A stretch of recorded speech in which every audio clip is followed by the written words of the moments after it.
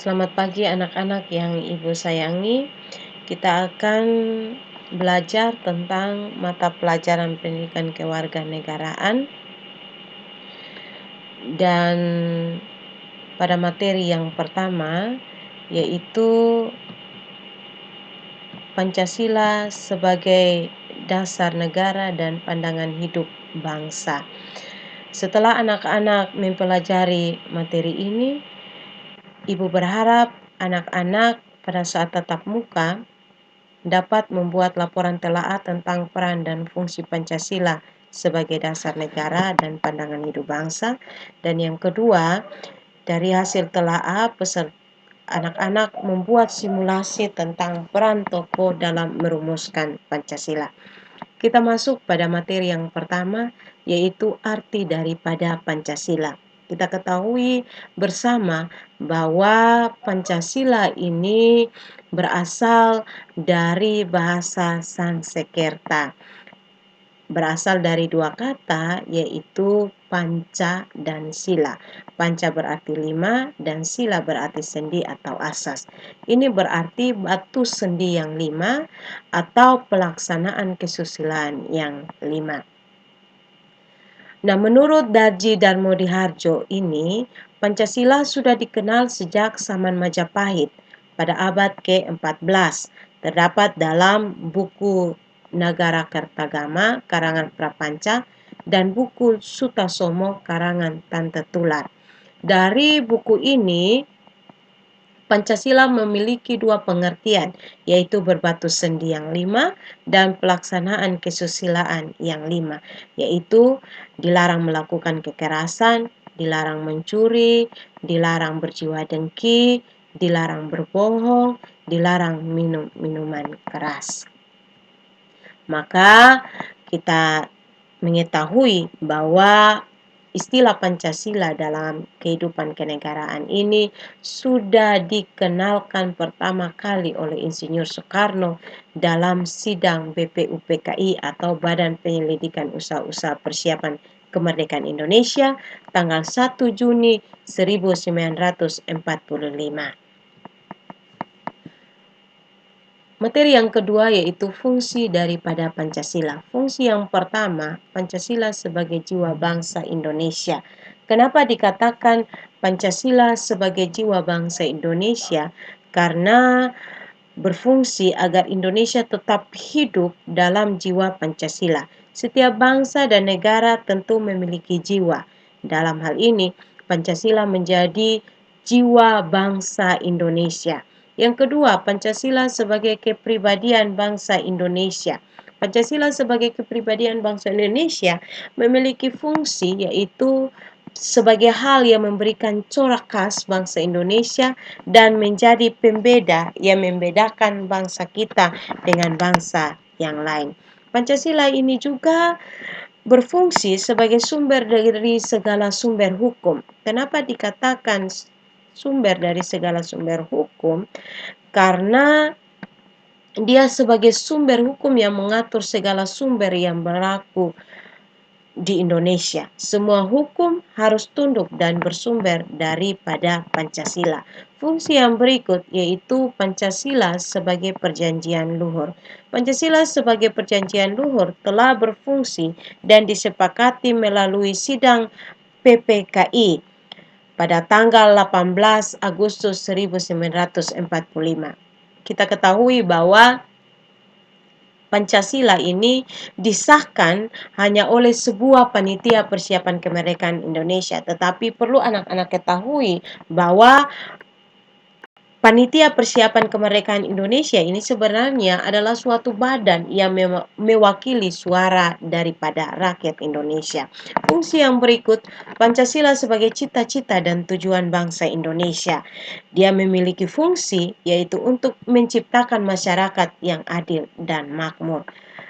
Fungsi yang berikut, Pancasila sebagai satu-satunya asas dalam kehidupan berbangsa dan bernegara. Ini menjadikan Pancasila sebagai konsekuensi ditetapkannya oleh bangsa Indonesia sebagai dasar negara dan juga merupakan perwujudan melaksanakan Pancasila secara murni dan konsekuen. Fungsi yang berikut yaitu Pancasila sebagai moral pembangunan. Pancasila ini dijadikan sebagai kerangka, sebagai acuan, tolak ukur, parameter, arah dan tujuan daripada pembangunan bangsa Indonesia. Dan setelah kita mengetahui fungsi daripada Pancasila, kita perlu tahu bahwa Pancasila ini sebagai dasar dari negara kita. Anak-anak sudah menghafal dalam Undang-Undang Dasar Negara Republik Indonesia tahun 1945. Kalau anak-anak sudah menghafalnya, Ibu percaya bahwa anak-anak sudah mengetahui bahwa dalam pembukaan Undang-Undang Dasar Negara Republik Indonesia tahun 1945 alinea keempat terdapat rumusan Pancasila sebagai dasar negara Indonesia. Pancasila disebut juga sebagai dasar falsafah negara. Pancasila juga disebut sebagai ideologi negara. Dalam hal ini, Pancasila berfungsi sebagai dasar mengatur penyelenggaraan pemerintah. Pancasila juga sebagai pandangan hidup bangsa. Pancasila sebagai pandangan hidup bangsa dipergunakan sebagai petunjuk dalam kehidupan sehari-hari masyarakat Indonesia. Sikap maupun perilaku daripada masyarakat Indonesia haruslah selalu dijiwai oleh nilai-nilai luhur Pancasila. Setiap bangsa, ingat bahwa setiap bangsa di dunia yang ingin berdiri kukuh dan mengetahui dengan jelas kemana arah tujuan yang ingin dicapai sangat memerlukan yang namanya pandangan hidup. Pancasila juga dianggap oleh pendiri bangsa Indonesia memiliki nilai-nilai kehidupan yang paling baik. Ini disepakati Pancasila sebagai pandangan hidup bangsa Indonesia telah melalui serangkaian proses yang sangat panjang dan melewati pemikiran-pemikiran yang mendalam. Karena itu, kita mengetahui arti penting daripada Pancasila ini, bahwa Pancasila dijadikan sebagai dasar negara dan pandangan hidup bangsa untuk mengatur penyelenggaraan negara, yaitu Pancasila dijadikan dasar dalam penyelenggaraan negara. Kalau Pancasila sebagai dasar negara, berarti Pancasila dijadikan dasar dalam penyelenggaraan negara, maka Pancasila sebagai pandangan hidup, berarti Pancasila dijadikan pedoman dalam bertingkah laku dalam kehidupan bermasyarakat, berbangsa, dan bernegara. Kita bisa lihat nilai-nilai Pancasila dari sila pertama, ketuhanan yang Maha Esa. Ini mengandung pengakuan atas keberadaan Tuhan sebagai pencipta alam semesta beserta isinya. Sila yang kedua, kemanusiaan yang adil dan beradab.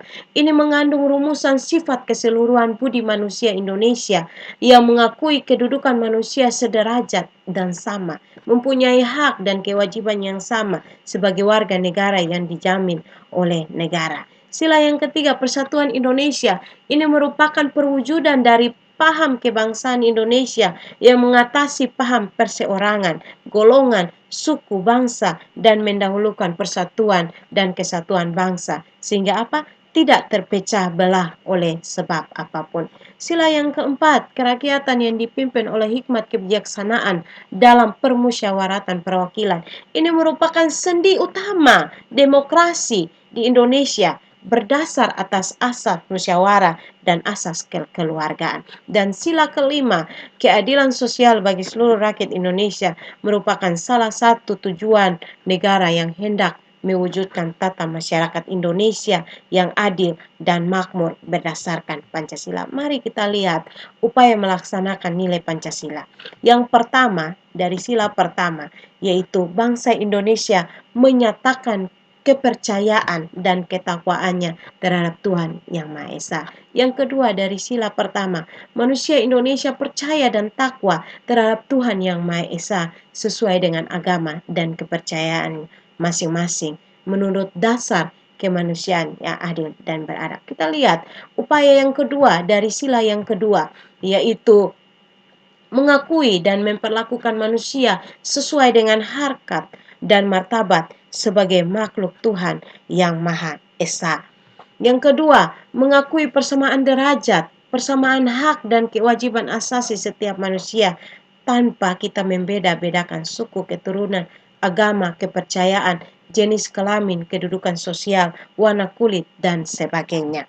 Yang ketiga, terlihat dalam sila ketiga. Yang pertama, mampu menempatkan persatuan kesatuan serta kepentingan dan keselamatan bangsa dan negara sebagai kepentingan bersama di atas kepentingan pribadi dan golongan. Yang kedua, sanggup dan rela berkorban untuk kepentingan negara dan bangsa. Dan kita lihat yang keempat, dari sila keempat, sebagai warga negara dan warga masyarakat, setiap manusia Indonesia mempunyai kedudukan, hak, dan kewajiban yang sama. Tidak boleh memaksa kehendak orang lain, mengutamakan musyawarah dalam mengambil keputusan untuk kepentingan bersama. Dan upaya yang terakhir dari sila kelima, yaitu mengembangkan perbuatan yang luhur yang mencerminkan sikap dan suasana kekeluargaan dan kegotong royongan. Dan yang kedua, mengembangkan sikap adil terhadap sesama. Dari butir-butir nilai Pancasila di atas dapat diterapkan dalam kehidupan sehari-hari. Dengan demikian, mempertahankan Pancasila dapat dilakukan dengan melaksanakan nilai-nilai Pancasila oleh setiap warga negara Indonesia dalam kehidupan sehari-hari dimanapun kita berada. Demikian materi ini yang Ibu sajikan. Ibu berharap anak-anak bisa mengikutinya dan bisa mempelajarinya. Dan setelah anak-anak pelajari, Ibu akan memberikan tugas untuk anak-anak mengerjakannya. Pada saat tatap muka nanti kita akan berdiskusi bersama-sama dan tugas ini akan dikumpulkan pada saat tatap muka. Ini ada 10 nomor soal ini dan Ibu berharap anak-anak dengan sungguh-sungguh mengerjakannya. Sampai ketemu dalam tatap muka yang pertama pada tanggal 10 nanti, dan Ibu berharap walaupun dalam keadaan COVID-19 dan mengharuskan kita harus belajar dari rumah, tetapi semangat anak-anak dalam belajar tetap ada. Terima kasih, selamat pagi.